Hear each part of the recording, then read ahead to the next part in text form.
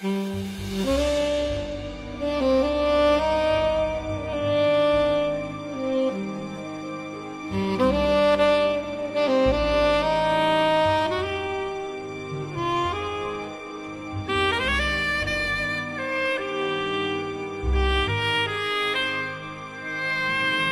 listening to The Diarist, a Red Couch Black Dog production. Episode 3, Mixed Messages.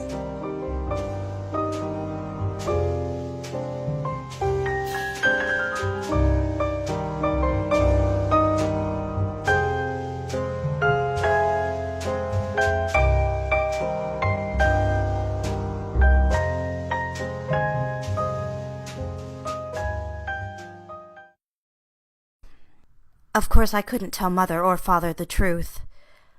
The next morning, Margot slept late. It was no wonder. I had no reason to get to work early, although I probably should have gotten her up early and taken her back to the apartment, checked on Margaret. But Elizabeth called the next morning instructing me to return Margot at noon, per Mr. Hayes's instruction, and that I could have the morning off. So I woke, dressed, and left the little darling in her sweet dreams. Who knew what the rest of the day would hold for her? I went and sat with Mother and Father in the kitchen. Had coffee. I had no appetite for food. And of course that suited Mother just fine. As long as I stayed thin and attractive, she was content. It seemed so was I. I don't understand why he doesn't have her put away somewhere, for her own sake, and the child's. I don't know, Mother.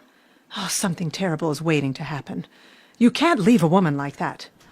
I think Richard feels conflicted. Richard? Yes, why? It seems rather informal. Why shouldn't it? Oh, don't get short with me, Andrea. What am I supposed to think? You have the man's daughter, and he calls late into the evening. To check on her. I shouldn't say it. But I heard you crying after the call. Well, Mother, why wouldn't you come in and see if I was all right? Andrea, I am not going to argue with you. I'm not the one wading out into impropriety. You haven't said a thing, Norman. What do you think of all of this? I don't know. You mean you find it acceptable that your unmarried daughter is working as a secretary and now involved in this man's very volatile personal life? Well, no, I suppose you should be more careful. I should say so. Mother, you'll wake Margot. Do you realize how difficult this is for me? That child shouldn't be here. I should have my grandchildren fast asleep down the hall. It shouldn't be a married man's child. Please. It doesn't matter anyway. Mr. Hayes has asked me to stay out of the domestic affairs and focus more on my work. He has me working on advertising campaigns, you know. I am in utter disbelief, Andrea. Why? Do you expect me to congratulate you? Now, Beverly, why don't you just let her be? Let her be. I've heard nothing but selfishness from that girl. 24 years old and caring for a married man's child, talking late into the night, and now she tells me she derives some perverse satisfaction out of taking on business responsibilities. Perverse? Please don't mock me. My nerves can't take any more of this nonsense. Maybe you can talk some sense into her.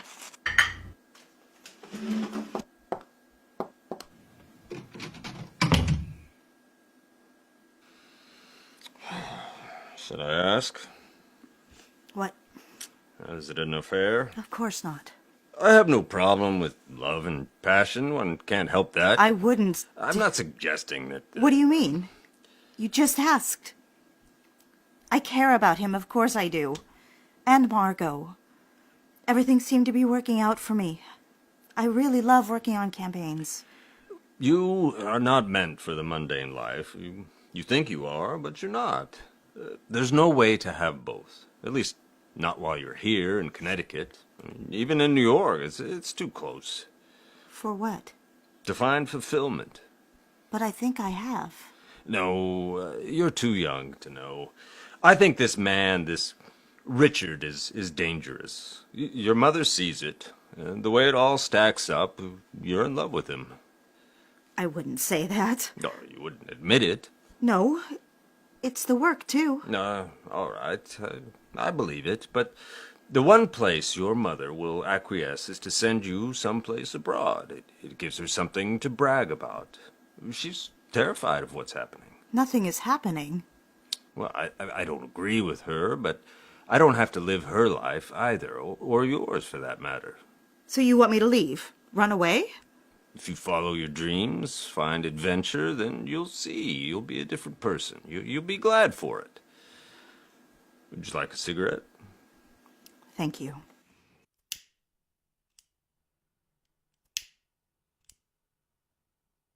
See? Here we are, two equals, father and daughter. And you cannot be equal to this Richard. I don't know what you mean. Just take my advice, won't you? But I don't want to leave. Why would I? You're my only child. I have money. I can send you anywhere you'd like to go. That's just it. I want to stay here. I want to work for Richard. Any attraction has died out. It just reached the surface under the traumatic circumstances. Oh, perhaps, but there you are, living in the city, alone, your own apartment. You have this employer, he's trapped in a marriage. You're young and beautiful. You work closely together. I'm insulted.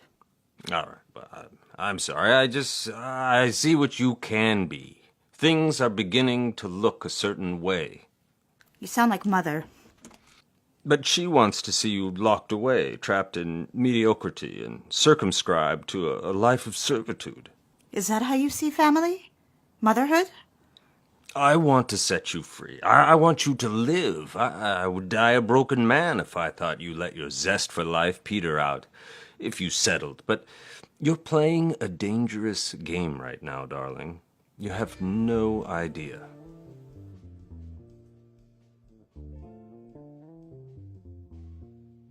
After the trip to Orlando and our conversation the night before, Richard became cooler with me, more professional. At first I couldn't read him. That secret intimacy we shared seemed to have been replaced by professional demands.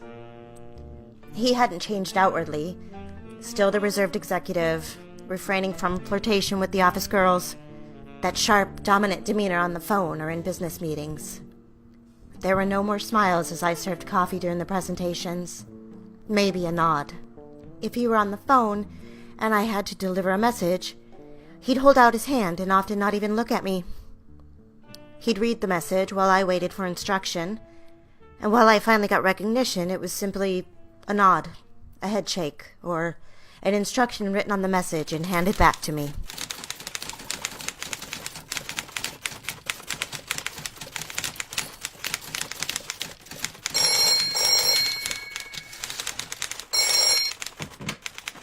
Hello, Mr. Hayes' office. Hi, Andrea. It's Mary over at Mr. Nelson's office. Hello, Mary. He'd like to speak to Mr. Hayes. He said he'd be expecting the call. Hang on just a moment, would you? Of course. Richard? I asked you not to interrupt my work, Andrea. It's very disruptive. I'm sorry, it's Mr. Nelson from Zenith. He said it's important and that you were expecting his call. Should I? What are you standing there for? I'm sorry, Just connect the call through, Andrea.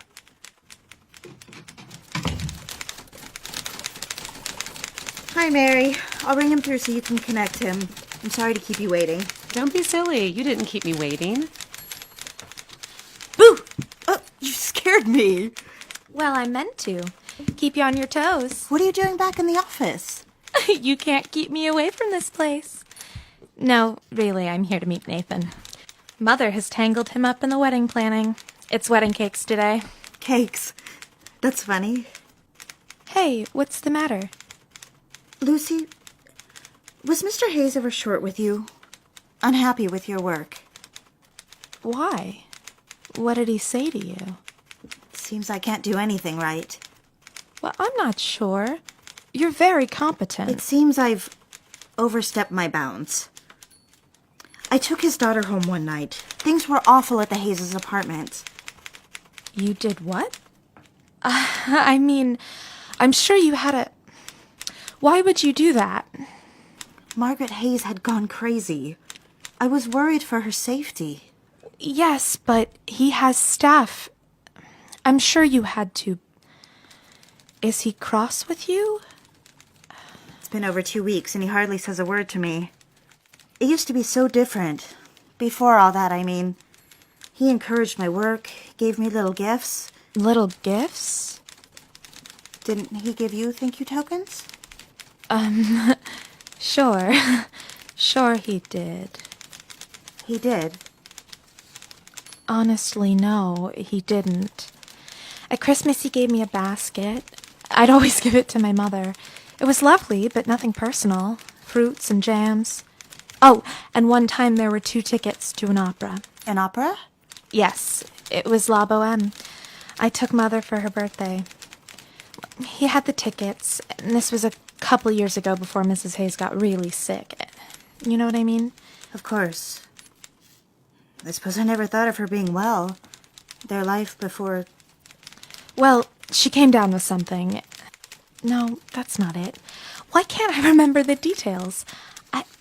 It was before she became really sick. It was a flu. Before she went crazy, you mean? Yes, I'm afraid so. It's a shame, isn't it? She's so pretty. Before. It's hard to believe, isn't it? Yes. But he never gave you anything more than that. The fruit baskets and the opera tickets. No, not that I can think of. He's given me a necklace. And one time a pair of earrings. Jewelry? No, he never gave me jewelry. Just tokens. I'm sorry. I've been so preoccupied with Nathan since I've been here. I'm sure that's why he hasn't. He wouldn't want Nathan to get the wrong idea. Yes, I'm sure you're right. Nathan, of course. Here I am talking about myself, and you were just weeks away from getting married. Are you happy? Yes, I'm terribly happy. Mother and I were out shopping. I told her not to buy me so many linens and things. You know, I'll get an awful lot at the shower and as gifts, but she insists. You know how it is. Yes, I'm afraid I do. My mother can't wait for me to get married. Aren't they all that way? Mother treats Nathan just like her son. It's comical. He's closer to her age than mine. Honestly, she's a hoot. You'll meet Mother at the receptions. She is a woman who gets her own way. Imagine a partner at Roth, Hayes & Johnson indulging my mother in such frivolity as picking out wedding cakes. Nathan sounds sweet. Andrea, come take a dictation. All right, dear. I'll talk to you soon. I have to go. Darling, don't worry about him. Maybe things are bad at home. It's a terrible situation. He just wants things done his way. Andrea! You shouldn't let him bully you, though. I've never known him to be that way. He was always strict, you know, but always very kind. I'll be all right. I'll see you on Saturday. I'm so happy for you. You look lovely. You're glowing. Close the door, please, Andrea. Of course I would. I always close the door behind me. I need you to take a dictation. Richard, I need to get something off my chest. I haven't done anything to deserve this treatment. Treatment? I expect you to fulfill the duties of a secretary and personal assistant. It seems you're falling short. Perhaps the position is too much for you. You didn't come into it with much experience, and things are falling apart around you. Isn't that right? Maybe you're just not experienced enough for the job. I graduated from Catherine Gibbs. I was top of my class. So you were. Maybe it's book smarts.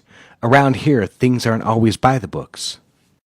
And given that you're falling behind here, I've had Ellen hire a household assistant, so you won't be needed beyond the job. Just focus on getting things right here, and then we'll see about privileges. Privileges? How is going beyond the job a privilege?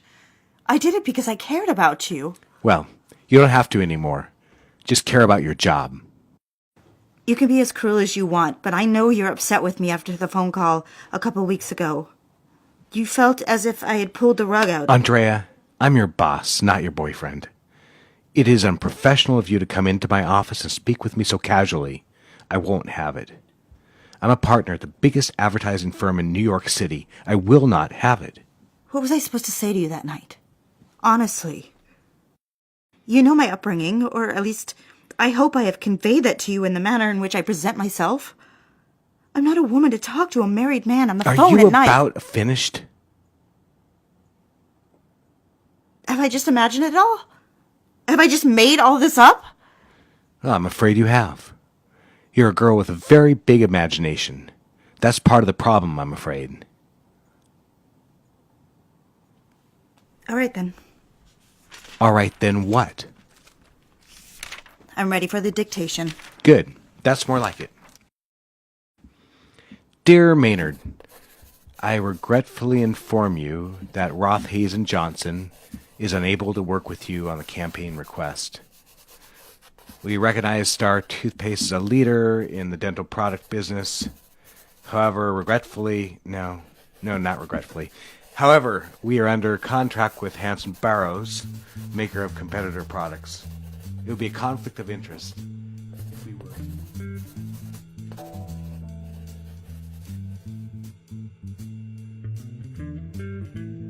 I considered leaving, and after several months of this treatment, I felt almost no attraction towards him. I wasn't sure if I should even work on advertising ideas and sketches for him. Why should I reasoned.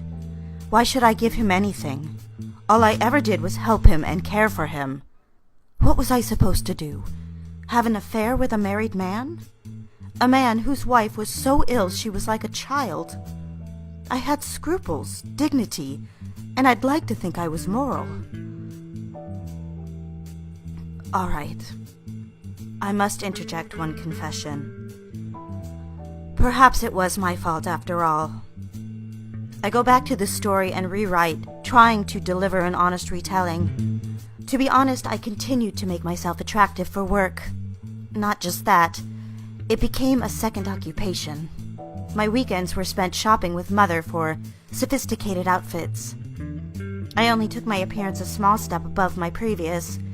It seemed, I realized later, that I had subconsciously tallied the types of clothes, shoes, and hairstyles that piqued Richard's interest in the past. Even during the cold months, there were times I could see when an acknowledgement of approval slipped out before he could snuff it out with contempt. Yes, I suppose he had grown to hate a part of me, the part he believed he couldn't have. Had I known my one obligatory rebuff would have had these cascading effects, I would have delivered a softer rejection. Still, I knew he liked Mary Jane or tea-strapped pumps. It seemed black was his preference. He preferred crew-neck cashmere sweaters rather than blouses.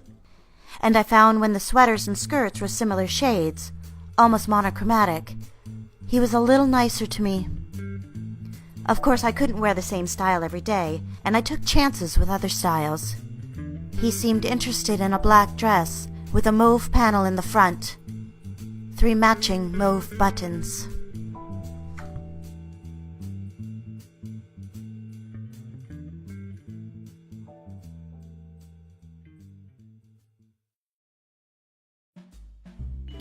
Morning, Ellen. Morning. Here's a package for Mr. Hayes. Somehow it ended up in my office. Oh, I'll make sure he gets it. Thank you for bringing it over. I would have been happy to come get it. I needed the exercise. Huh. Very funny. Will you be joining us for lunch? No, I have to sit in on a meeting with Mr. Hayes and Steve Morris. The Zenith campaign. That's right. Lucky girl. Steve Morris is single, you know. I hadn't thought of it. Well, he was asking about you. He was he? You know him pretty well, don't you? Well, yes, but I never got the idea that... Well, do get the idea. He asked if you were involved. Isn't it apparent that I'm not? Oh, come on. You're such a smart and pretty girl. He's worked with you on sketches and storyboards. He's impressed. He's no oaf. He graduated from Princeton. It won't be long before he's a partner here or at his own firm. Oh, he's very handsome. He's kind, too. If I weren't married, he's the one I'd go after. Really? Do you have a little crush on him? Absolutely, I do. The rest of these sharks are all talk. I wouldn't let any of them walk me across the street. I know what you mean. It has been absolutely horrible with Richard. With Mr. Hayes? Yes, that's right. What do you mean? I don't know how to say it. Lucy was as surprised as you when I told her. He's bordering on cruel. Cruel? How so? What has he done? That's very out of character. Can you keep a secret? Yes, of course. One night I took Margot. His daughter. Yes, I'd gone over to the Hayes' place and things were falling apart at the seams. Now I'm afraid it was worse than that. She'd gone over the deep end. Yes. It was terrifying for me and the house staff, and it was too much for Margot. Oh, I'm sure you're right. Where was Mr. Hayes? He was still at work. It was the night before the Orlando trip. Yes, I remember. That was a few months back. Well, that night, once I had Margot home... Oh, are you sure you can keep a secret?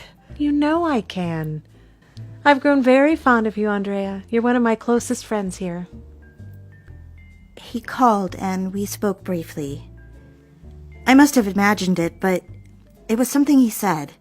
I took it the wrong way. Well, what did he say? I don't remember the exact words, but at the time, I understood him to be telling me he had feelings for me.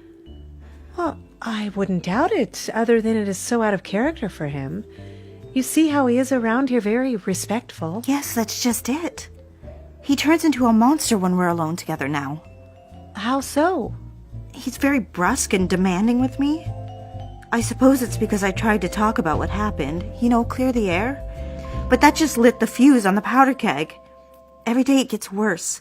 He says I'm not doing a good job and that I should try harder, that I'm not qualified. What does he expect? That's just it, I don't know. Hey, afternoon, girls.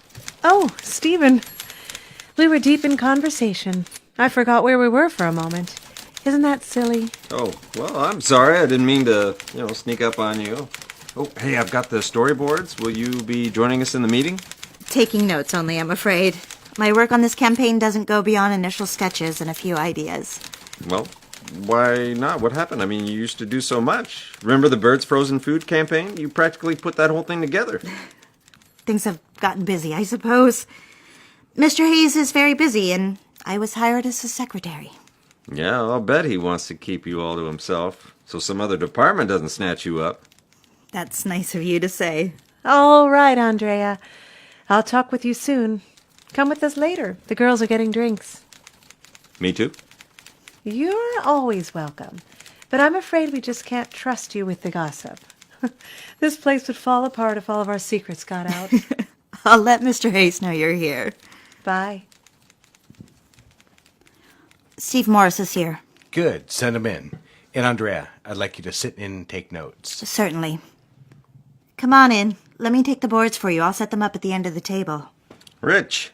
I'm looking forward to the pitch. Yeah, it's pretty good. Andrea here got us started with the sketches, and my boys took it from there. She's a talented girl. Andrea, please move the boards to the stands, the three of them. There, in a row like that. Certainly. Can I get you some drinks before we start? No, that will do. On second thought, I think we'll be all right without the notes today, Andrea. You don't want me to sit in? That's right. Stephen, walk me through this campaign, the pitch. Well, Rich, she's been very helpful in the campaigns. It helped me to have her input. That will be all, Andrea. Is it all right if I go to lunch? I'll bet you can still catch Ellen. The girls have quite a lot to talk about, I've been told. No, I may need something. Please stay at your desk. Of course.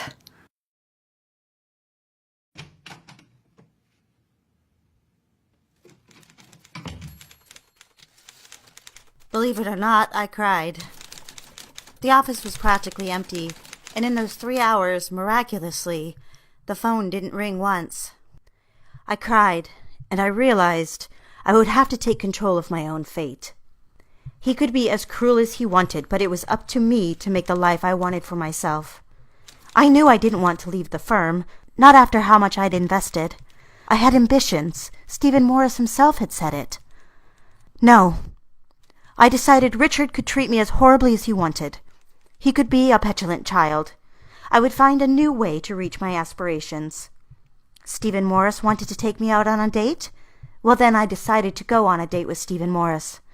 And if it became something more, then so be it. I'm not waiting around for a married man, a a Dr. Jekyll and Mr. Hyde. Maybe I was in love with him, but what difference did it make? He hated me. By the time the door opened, I had fully convinced myself that I would become a new Andrea Davies. It started as a daydream, but the more I imagined it, fueled by my anger towards Richard, the more I believed it might just be possible. I'd heard the rumors that Stephen Morris was going to go out on his own one day. Maybe he'd marry a girl like me. Maybe if she were talented and knew the business, maybe there would be a place for her on the art team. Not a secretary, but an artist or a writer, an idea person. Less a muse, more a collaborator.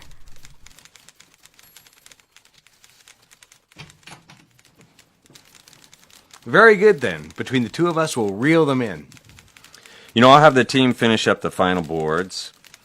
Hey, Andrea, we went with your idea. To outer space and beyond. You did? Yeah, Really? the outer space TV station, all of it. You're a genius. Andrea, come in and bring my messages. There were no calls. You don't have any messages. Andrea, now.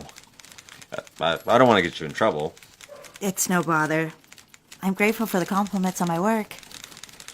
Maybe I'll see you around? I'm sure you will. We work in the same office after all. Oh, hey, by the way, I've got to go.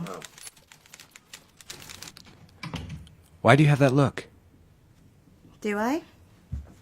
What look? I'm not sure what you mean. Is something wrong? No.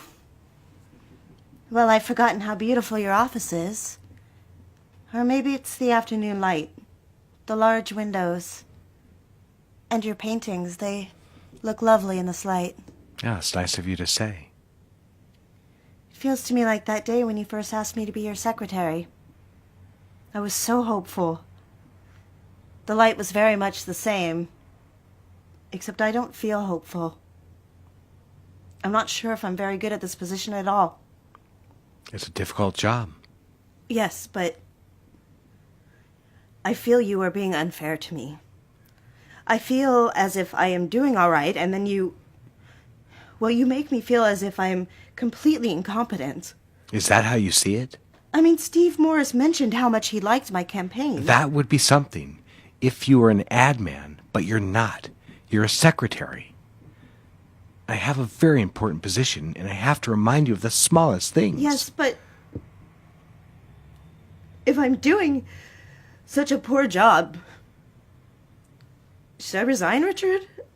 I feel so confused. Should I? I'd like you to take a dictation. I've got to get a letter out to Zenith. Of course, I just want it. You see? You treat me as if I'm a child. Why do you keep me here if you don't like me or my work? Why do you? You can have anything you want. You don't have to endure my incompetence, as you say. Have you finished, Andrea? No. You are very unkind to me, and I am trying so hard. Andrea, look at me for a moment. Yes. I'm sorry if I've hurt your feelings. Or if something I've said has led you to believe I think you're incompetent. It's just been so long since you've given me any encouragements or compliments on my... Andrea, I do notice you. I like that blouse on you very much. You look very pretty just as you are right now. Oh, well, It's very pretty on you. Thank you. What sort of fabric is it? It's silk? It's very lovely. You have excellent taste in clothes. I notice. Would you mind removing your cardigan? My sweater? Yes, so I can see the blouse in its entirety. Why? I like it very much. You see, I do notice you. You know that, don't you? I don't have to tell you I notice these things.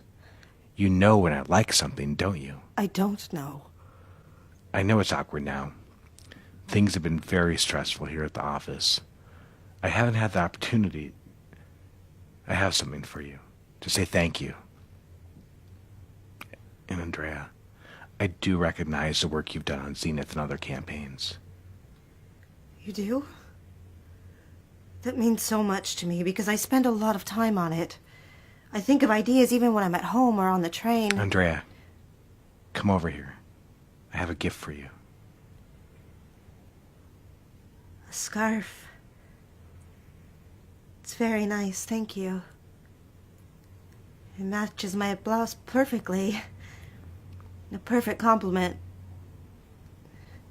But I just...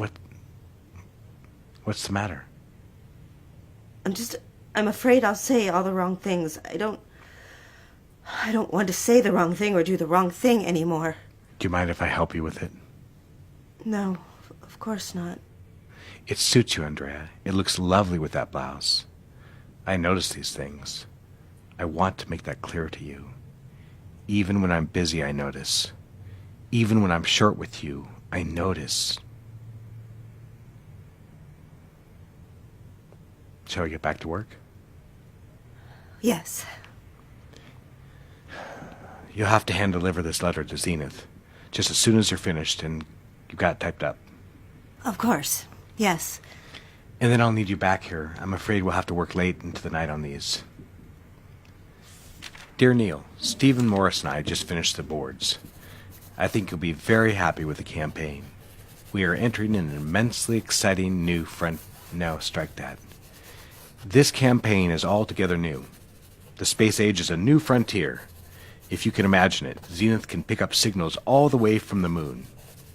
I'd like to arrange a meeting with you and Robert Hughes from the NJH Broadcasting. We'll focus on print, radio, and then by Christmas have things put together for television. Perhaps other girls may have found it abhorrent or unkind. But I didn't. I was hungry for his attention. It was a dormant desire that would not go away. I knew he had no way to show his feelings for me but in private, and I suspect his anger was simply hurt. From what I'm told, men can be rather childish when it comes to love. I suppose a part of me felt I deserved the treatment, the belief that on the other side would be something beyond my imagination. You see, that drop, that morsel of attention, satisfied a deep, forbidden hunger. So on the way back to my apartment that night, I repeated his words in my mind. I notice you. That was it, wasn't it? I wanted someone to notice me. Not Andrea the daughter, the wife, the secretary. Not even Andrea the artist or ad girl. I wanted someone, anyone, to see me. More than anything, it was Richard. Please don't think unkind of me, dear reader. Haven't you been in love? If not, I'm sorry for you. If you have never had to endure suffering of the heart, then I pity you.